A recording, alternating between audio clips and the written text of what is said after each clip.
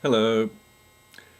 Before I started at university in 1954, I worked as an orderly in a local hospital casualty department for a few weeks.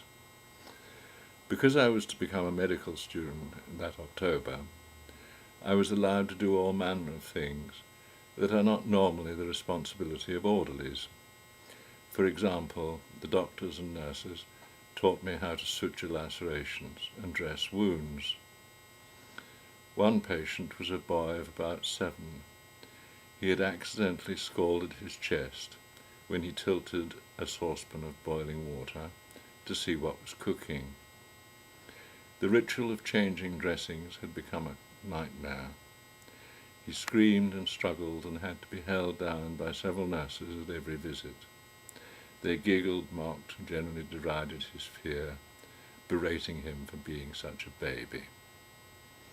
After I'd been there for a couple of weeks, Sister thought she would test me on this child to see how I got on.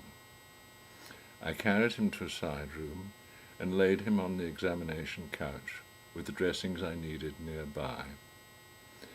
The shrieking continued, so that it was impossible to explain what I was going to do. I shouted, "Oi!" at the top of my voice. The screaming suddenly stopped, and the boy looked at me in amazement. I gave him a friendly smile and reassured him that I would be as gentle as possible. I told him to tell me if it hurt. Gently, I took off his shirt to expose the old dressings. He was very apprehensive and lay quivering with fear. I touched a piece of healthy skin several inches from the injury with the cold steel of the forceps. The boy flinched and started whimpering. I quickly pointed and urged him to look to see with his own eyes that the sore bit had not yet been touched. Again I said I was to be told if it hurt, and started easing off the dressings. As is usual, they'd partially dried onto the raw area. While I worked, I pointed out the bits that had healed, the bits that were healing, and the bits that still had to heal. The boy quickly relaxed and watched in fascination. In no time the dressings were changed. Moreover, it had not actually hurt, for he had been too absorbed watching the operation to feel anything. I then used this fact to rehabilitate the boy's self-esteem. I drew his attention to the fact that he had not cried once since the operation started, and that he was really quite brave. Soon he was all smiles and went skipping off to join his wide-eyed mother. At subsequent visits, the dressings were changed without difficulty. The scalded skin healed quickly and cleanly, suggesting that the healing process had been speeded by eliminating needless fear and anxiety. At university, I had 2 objectives. One was to qualify in medicine. The other was to broaden my mind. I realized that a wide-ranging mind was as essential as a degree for a career in general practice.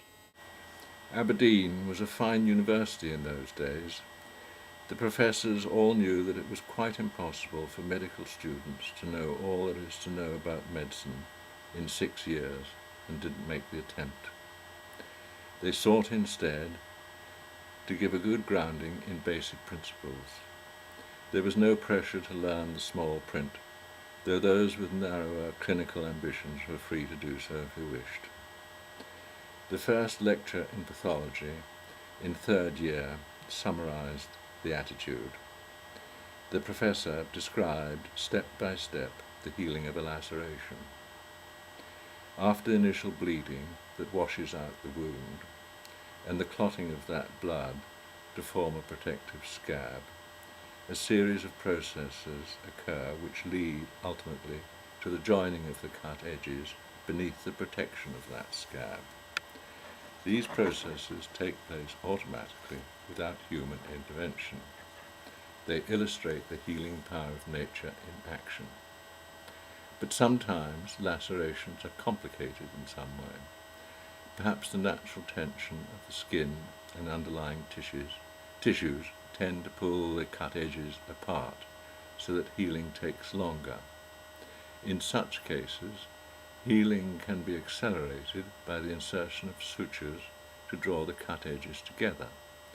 In other words, appropriate medical intervention can assist the natural healing process so that cure is more rapid and complete. Doctors do not heal, rather they facilitate healing. This means that doctors have to work hand in glove with nature. But being bigger than people, nature can be very bossy. This has resulted in doctors often being seen as reactionary, when nothing could be further from the truth. When it came to broadening my mind, I threw myself into extracurricular activities of one kind or another.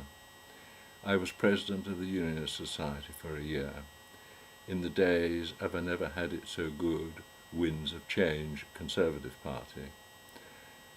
I was courier to 4 Russian students on a so-called goodwill visit. Having caught the commissar trying to take sneaky propaganda pictures, I was hailed at home but had a black mark put against my name by the KGB in Moscow. I was secretary of the Students' Representative Council for a year. I ran the second-hand bookshop for a year. I was finance manager of the annual Students' Charity Show one spring. Here is a cartoon that appeared in the show souvenir.